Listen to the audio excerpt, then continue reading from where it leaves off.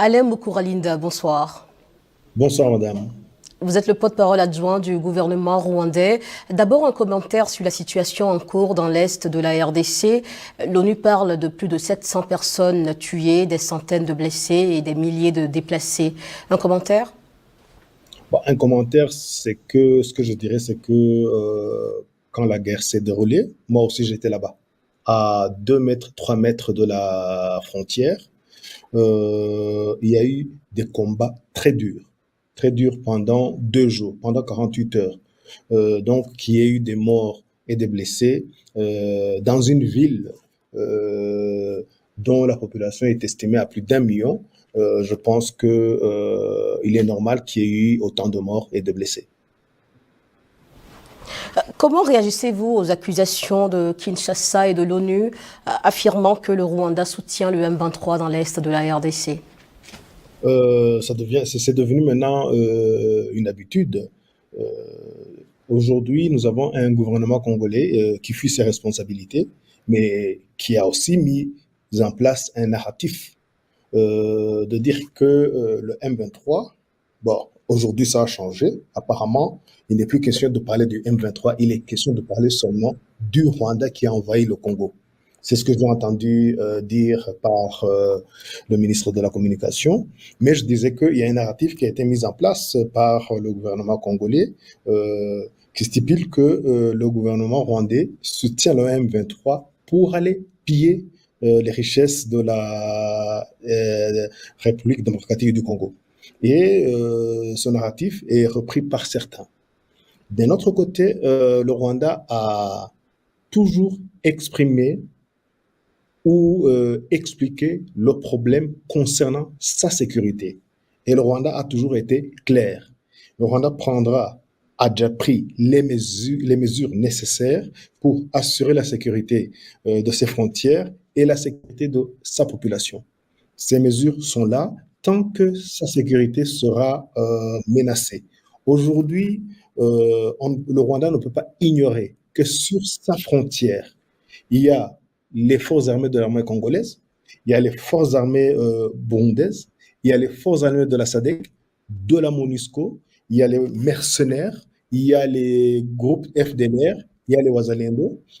Tout ce monde s'est coalisé à la frontière du Rwanda. Et le président de la RDC a déjà dit au moins 3 fois que son objectif est de renverser le gouvernement rwandais. Il a déjà dit qu'il allait attaquer le Rwanda. Mais aujourd'hui, ça a été confirmé par les informations en provenance de Goma, que les armes qu'on a retrouvées là-bas et le document. Tout cela a confirmé que l'attaque ne visait pas seulement à contenir le M23, mais à attaquer le Rwanda. Donc, Monsieur le porte-parole, des rapports indiquent la présence de soldats rwandais sur le sol congolais. Est-ce à dire que vous niez la présence de ces soldats sur le sol congolais? Et pourriez-vous vous poser une question? On nous parle de 3 à 4 000 personnes militaires depuis 3, 4, 6 mois. Jamais on nous a parlé du nombre soutenu par ces 4 000 militaires. Vous trouvez cela normal? On dit oui, le M23 est là, il est soutenu par le Rwanda, par 3 à 4 000 militaires, mais jamais on nous donne le nombre de ceux qui sont soutenus.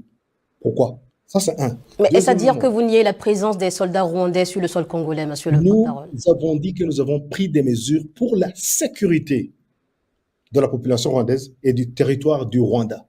Les autres peuvent l'interpréter comme ils veulent, mais cela a été clair et le président l'a confirmé et je vous le confirme.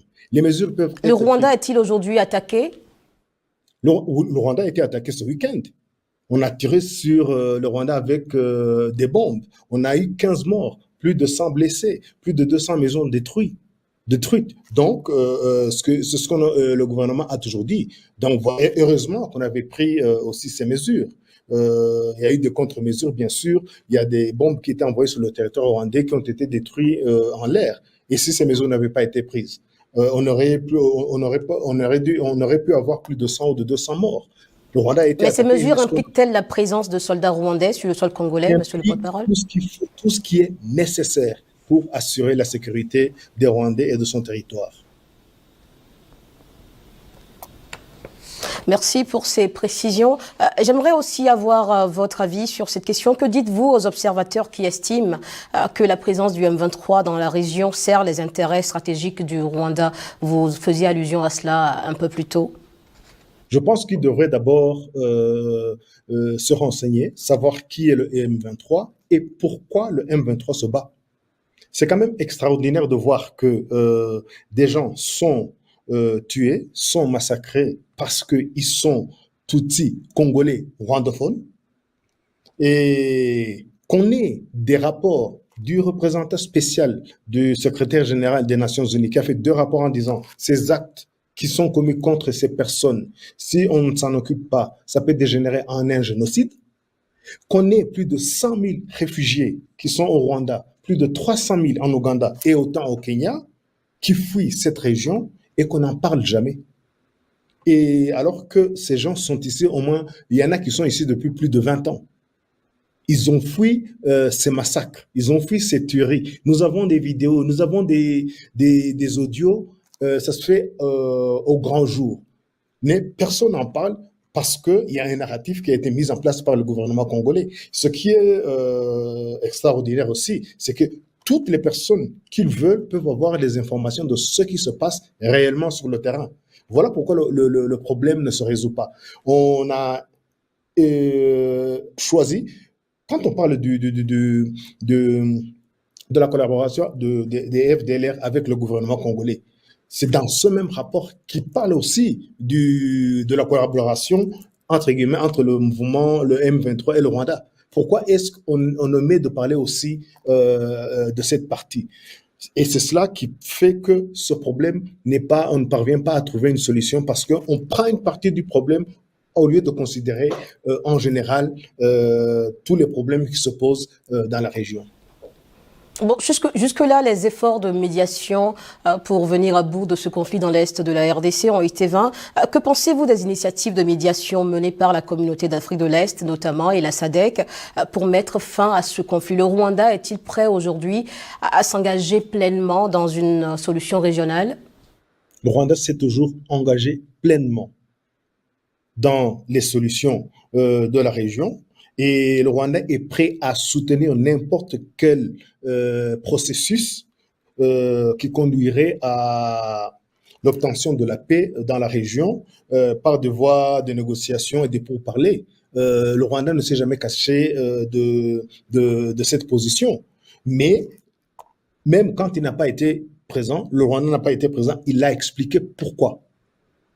C'est pas tout simplement fuir le terrain ou jouer la politique de la chaise vide. Le Rwanda soutient un processus de négociation, mais que tous les problèmes sont pris en compte. Je viens de vous le dire, on ne parle jamais de ces gens, de plus de ces 100 000 réfugiés qui sont au Rwanda, 300 000 en Ouganda et autant au Kenya. Pourquoi est-ce qu'on n'en parle pas? C'est le Rwanda qui a mis en place sur la table ce problème. On ne parle jamais des FDLR qui ont déjà attaqué le Rwanda à plusieurs reprises. C'est un problème de sécurité pour le Rwanda. Le Rwanda ne va pas transiger sur ce problème. On n'en parle pas, mais on ne fait que parler du Rwanda, M23, ressources naturelles et richesses de la RDC. Mais aujourd'hui, c'est la RDC qui subit une agression sur son territoire, monsieur le porte-parole. C'est un problème congolais, entre Congolais. Ce sont des Congolais qui ont pris les armes. C'est pas parce que le gouvernement congolais, un jour il dit qu'il n'existe pas, un autre jour ce sont des terroristes, un autre jour c'est des coquilles vides, et aujourd'hui, comme je vous l'ai dit en commençant cette émission, il ne faut plus parler du même 23, ça n'existe pas, ce sont les Rwandais. Vous ne pouvez pas ignorer une population qui habite un territoire 3 fois le Rwanda. Vous dites que ça n'existe pas. Quel est ce genre de responsable qui estiment qu'un jour, je ne peux pas leur parler parce que ce sont des pantins du gouvernement rwandais, et un autre jour, je ne leur parle pas parce qu'ils n'existent pas? On fait quoi? On prend quoi? On laisse quoi? Il faut que les gens soient Pour revenir clairs. aux efforts de médiation, la RDC a toujours posé comme condition le retrait des troupes rwandaises de l'Est de la RDC. Aujourd'hui, est-ce que vous êtes prêt à retirer les troupes rwandaises de l'Est de la RDC pour un effort de médiation avec le gouvernement congolais? Le Rwanda est prêt, comme il a dit, et comme les techniciens Les ministres des Affaires étrangères l'ont signé, et d'ailleurs, c'était ce qui devait être signé par la dernière réunion qui n'a pas eu lieu à Luanda, de lever toutes les mesures qu'ils ont prises pour assurer la sécurité de son territoire. Les mesures, le jour où ils seront levés, ils seront connus. C'est pas chaque gouvernement a sa façon de procéder. On ne va pas dire qu'on a pris telle mesure, mais au moins dans la réalité, ça se voit qu'il y a des mesures qui ont été prises pour assurer la sécurité du Rwanda et des Rwandais. C'est ça ce que je peux vous dire, vous annoncer. On a accepté qu'il y a des mesures qui seront levées quand la sécurité sera vraiment assurée. Et ces mesures vont impliquer le retrait des troupes rwandaises? Donc, ils seront levés. Je vous remercie, monsieur le porte-parole. Merci, madame.